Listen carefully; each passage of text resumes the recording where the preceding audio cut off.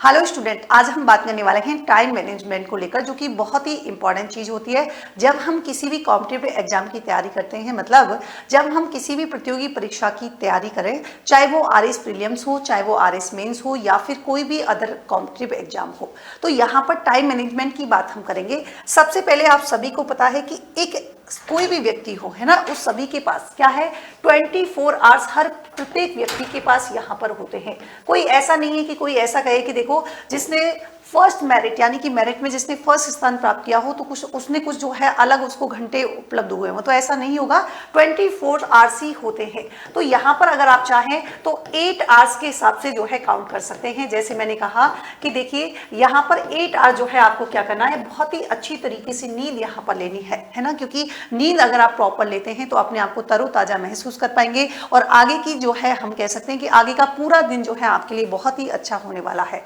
8 hours जो है अगर आप यहां से 8 आवर्स प्रॉपर जो है स्टडी को टाइम देते हैं। बहुत लोगों को लगता है कि 16 घंटे अगर हम प्रॉपर पढ़ेंगे तो ही सेलेक्ट होते हैं, तो ऐसा बिल्कुल नहीं है। 8 घंटे भी अगर आप तैयारी करते हैं, लेकिन आपको यहां पर क्या करना है, एक स्मार्ट स्टडी करनी है ना, एक स्मार्ट स्टडी आपको करनी है। तो 8 घंटे आप इसको दे सकते हैं। 2 आवर्स मान लीजिए, ऐसा नहीं है कि अगर आप किसी एक्स्ट्रा एक्टिविटीज को जो है एक्स्ट्रा टाइम दोगे तो यहां पर आपका टाइम जो है क्या होगा, वेस्ट होगा, तो ऐसा नहीं होता है। आपको अदर एक्टिविटीज में भी भाग लेना चाहिए। जो भी चीज आपको अच्छी लगती है, हो सकता है वो आपके स्पोर्ट्स हो जिसमें आपको खेलना अच्छा लगता है, या फिर कोई भी ऐसी चीज जैसे मान लो कि आपको मूवी देखना अच्छा लगता है तो आप देखिए। लेकिन इसके अलावा 2 घंटे जो आपकी दिनचर्या होती है जिसमें आप सुबह उठते हैं, वॉशरूम वगैरह ये सारा कुछ कर सकते हैं। इसके अलावा ध्यान रखेंगे यहाँ पर फिर बचते हैं आपके 4 आवर्स। इस 4 आवर्स में आपको क्या करना है, यहां पर तो 8 आवर्स में आपने क्या किया, स्टडी को टाइम दिया।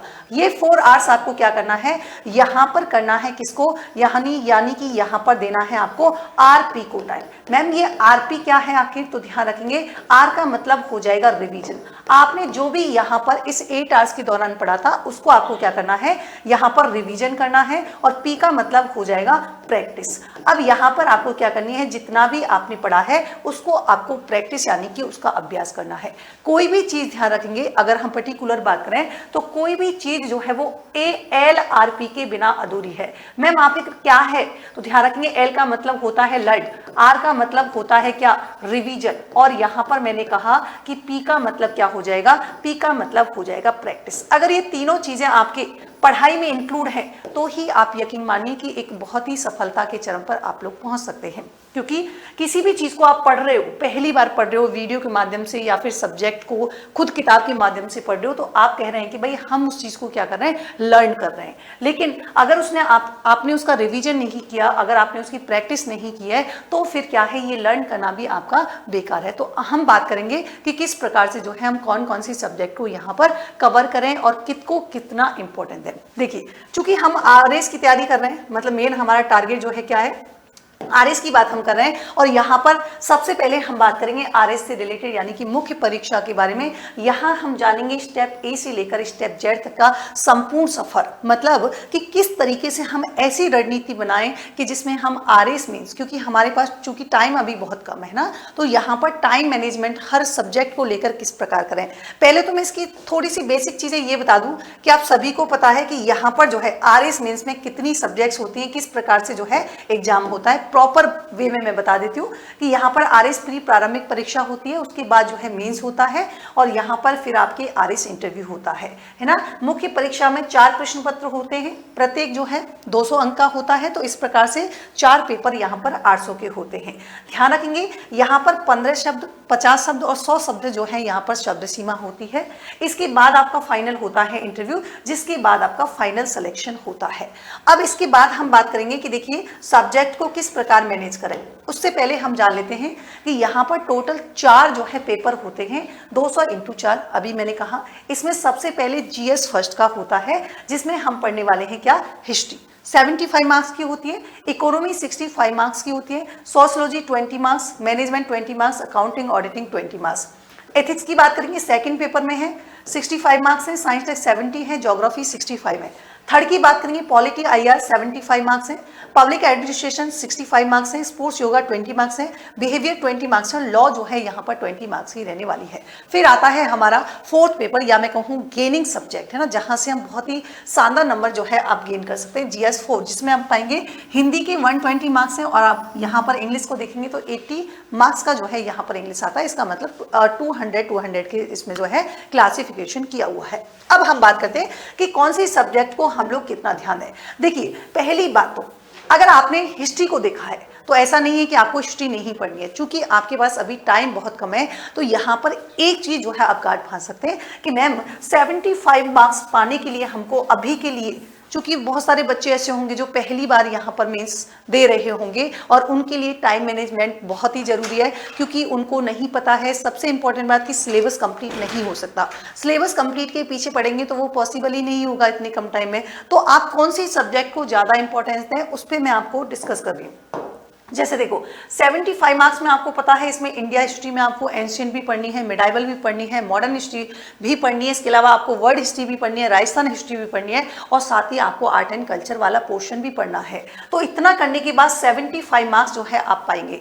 तो यहाँ पर आप लोग जो आपका ऑलरेडी पढ़ा हुआ है ना, जो सब्जेक्ट अगर आपने हिस्ट्री पढ़ी है तो आप इसको जो है थोड़ा सा रिवीजन टाइम में जो है इसको जो है एक्स्ट्रा टाइम दे सकते हैं। अदरवाइज आपने पहले नहीं पढ़ा हुआ है तो यहाँ पर अब आपको सब्जेक्ट को पढ़ने की जरूरत नहीं है। यहाँ से एक सब्जेक्ट पढ़ लीजिए जिसमें आप जो है क्या कर सकते हैं, जैसे इसमें अगर हम वर्ल्ड हिस्ट्री को टाइम देंगे तो वर्ल्ड हिस्ट्री ऐसी है कि यहाँ से कम सिलेबस, मतलब बहुत ज्यादा सिलेबस भी नहीं है, लेकिन एक क्वेश्चन जो है फिक्स है कि आ जाएगा और 10 मार्क्स का, क्योंकि मान लीजिए प्रथम विश्व युद्ध जो है उसके परिणाम बताइए, कारण क्या क्या रहे थे, ये कुछ ऐसे हैं कि औद्योगिक क्रांति के क्या कारण रहे थे, क्या उसके परिणाम निकले, तो ऐसे करके एक क्वेश्चन तो फिक्स होता ही होता है।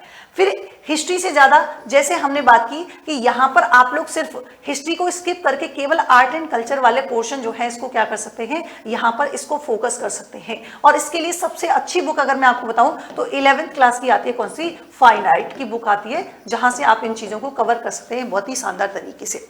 और सबसे इंपॉर्टेंट बात कि आप यहाँ पर जो है पीवाईक्यू देखिए कि किस प्रकार से क्वेश्चन पूछा गया है। और थ्योरी पढ़ने की बजाय मैं आपको कहूंगी कि यहाँ पर जो है आपको क्या करना है, सीधे के सीधे क्वेश्चन प्रैक्टिस कीजिए। मतलब कहीं से आपको शॉर्ट नोट्स मिलते हैं तो उनको कीजिए, या फिर शॉर्ट नोट्स नहीं मिलते हैं तो किसी के पीवाईक्यू देख लीजिए, वहां पर आपको उसकी थ्योरी भी आपको समझ में आ जाएगी कि इस प्रकार से करनी है। इकोनॉमी बहुत ही वास्ट सब्जेक्ट है, मतलब यहाँ पर अगर इकोनॉमी को आप टाइम दोगे तो ध्यान रखिए इकोनॉमी से ज्यादा मैं आपको कहूंगी कि अगर आपको सब्जेक्ट के अकॉर्डिंग टाइम मैनेजमेंट करना है तो सोशियोलॉजी को टाइम दीजिए, 20 मार्क्स की है, मैनेजमेंट 20 मार्क्स का है, अकाउंटिंग ऑडिटिंग जो है यहाँ पर 20 मार्क्स की है। ये 3 सब्जेक्ट यहाँ पर ऐसे हैं जिनको अगर आप कम टाइम दोगे तो यहाँ पर आपको जो है अच्छा आउटपुट मिलेगा, मतलब कम टाइम में अच्छा आउटपुट आपको मिलेगा इन 3 सब्जेक्ट से, sociology, management, accounting auditing, GS first में। ऐसा नहीं कह रही हूँ कि इकोनॉमी आपको नहीं पढ़नी है, अगर आपका पहले से पढ़ा हुआ है, स्टैटिक पार्ट पहले से पढ़ा हुआ है और अगर इसमें आपको कुछ भी चेंज करना है, या फिर मैं कहूँ कि यहाँ पर आपको जो है इकोनॉमी के जो करंट अफेयर्स वाला सेशन है वो आप यहाँ से जो है इसको कर सकते हैं। सेकंड हमने बात की थी कि यहाँ पर साइंस टेक, ध्यान रखेंगे अगर आपका ऑलरेडी पढ़ा हुआ है तो ठीक है, अगर नहीं पढ़ा हुआ है तो यहाँ पर आप लोग जो है मेनली किस पर कर सकते हैं, करंट अफेयर्स पर फोकस कीजिए। यहाँ से जितने भी आप देख पाएंगे कि प्रीवियस ईयर के क्वेश्चन भी अगर आप देखोगे तो वहां पर जो है पूरा का पूरा टैग जो है वो करंट बेस्ड है, तो यहाँ से आप लोग जो है साइंस टेक कर सकते हैं। अब हम आते हैं ज्योग्राफी, 65 मार्क्स है, तो ज्योग्राफी पे आपको क्या करना है, जैसे मैंने कहा चूंकि हमारे पास टाइम नहीं है तो यहाँ पर आपको फोकस करना है किस पर, पीवाईक्यू पर, पीवाईक्यू पर फोकस कीजिए। और इंपॉर्टेंट बात कि आप लोग को क्या करना है डेली, अब ये वो समय है कि आपको क्या करनी है, आंसर राइटिंग यहाँ पर करनी है। एथिक्स 65 मार्क्स की है और आप सभी को पता है कि मैम के, पुष्पा मैम के यहाँ पर बहुत ही शानदार नोट्स हैं, आप उनको पढ़ सकते हैं और उसके बाद जो है आंसर राइटिंग पर फोकस कीजिए। यहाँ पर जीएस थर्ड की बात करेंगे तो ये आपके दिया हुआ है पॉलिटी आईआर जो कि हमारे 75 मार्क्स का है। ध्यान रखेंगे यहाँ पर पॉलिटी की हम बात करेंगे तो पॉलिटी जो है अगर आपको, जैसा मैंने कहा कि ऑलरेडी पढ़ा हुआ है तो ठीक है, नहीं पढ़ा हुआ है तो इस पे भी आप क्या कर सकते हैं, करंट बेस्ड जो है क्वेश्चन आपसे पूछे जाते हैं, यहाँ से भी इंडियन पॉलिटी से, है ना। यहाँ से कुछ क्वेश्चन फिक्स है, जैसे मान लीजिए कि राष्ट्रपति की बात करें कि प्रेसिडेंट जो है इसकी पावर्स, यानी कि इनका डिफ्रेंशिएट करके कि राज्यपाल जो है और राष्ट्रपति जो है उनकी दोनों की शक्तियां, यानी कि विधायी शक्ति में क्या क्या डिफरेंस है दोनों की, न्यायपालिका यानी कि न्यायिक शक्तियां जो है दोनों की में क्या अंतर है। तो ये इस प्रकार से जो है डिफरेंशिएट करके जो है आप यहाँ पर इसको टाइम दे सकते हैं। फिर यहाँ पर पब्लिक एडमिनिस्ट्रेशन, देखिए अगर मैं कहूं आपको पब्लिक एडमिनिस्ट्रेशन की बात करूं तो यहां पर इस पर आप फोकस कीजिए 65, इससे भी ज्यादा आप स्पोर्ट्स, योगा, बिहेवियर, लॉ को टाइम दीजिए। यहां पर आपको क्या है कि कम पढ़ना पड़ेगा और यहां से आपको जो है आउटपुट बहुत ज्यादा मिलने वाला है, ठीक है। तो ये, और सबसे इंपॉर्टेंट चीज हमारा जो हम कहते हैं कि हमको जो है बहुत ही अच्छे, है ना, जहां से हम कहते हैं कि हमारी मेरिट लिस्ट में जो है बढ़ेगी, तो हिंदी इंग्लिश 4th पेपर जो है इस पर आपको फोकस करना है, हिंदी और इंग्लिश पर ज्यादा फोकस करना है। अब मैं आपको बता दूं कि मेनली अगर आप फोकस करना चाह रहे हैं तो एक तो आपका कौन सा, आपने कहा कि मैम देखिए हिंदी और इंग्लिश तो हो ही गया, इसी के साथ ही जितने भी 20 मार्क्स के सब्जेक्ट हैं जिसमें हमने बात की कि यहाँ पर हम लॉ की बात करें, यहाँ पर दूसरा हो गया सोशियोलॉजी, यहाँ पर हमने बात की मैनेजमेंट हो गया, इसके अलावा हमने बात की बिहेवियर की, बिहेवियर हो गया, ये भी आपके 20 मार्क्स का है। और इसके अलावा जो हम बात करेंगे कि मैम स्पोर्ट्स योगा जो है ये भी आपके जो है 20 मार्क्स का यहाँ पर होने वाला है ना। और इसके अलावा अगर हमने बात की तो ये इस प्रकार से आप देख पाएंगे कि कम से कम जो 20 नंबर के जो वो है सब्जेक्ट, ये आपको जो है 120 मार्क्स, मतलब आप इनको अच्छी तरीके से भी पढ़ते हैं तो कहीं भी आपके 100+ जो है मार्क्स कहीं भी पीछे नहीं रहे। तो आपको इन सब्जेक्ट पे जो है ज्यादा फोकस करना है। बाकी के जो सब्जेक्ट्स मैंने यहाँ पर आपको बताए हैं, ऐसा नहीं कि उन पे फोकस नहीं करना है, थोड़ा सा करंट बेस जो है आपको उनको लेके चलना है। तो ये थी थोड़ी सी यानी कि यहाँ पर सब्जेक्ट से जुड़ी हुई जानकारी कि किस प्रकार से जो है आप टाइम मैनेजमेंट यहाँ पर कर सकते हैं अच्छी तरीके से, चूंकि आपके पास बहुत ही कम टाइम बचा है। तो ऐसे ही यूजफुल वीडियो के साथ फिर से हाजिर होंगे, तब तक के लिए thank you so much, take care, good night, bye bye.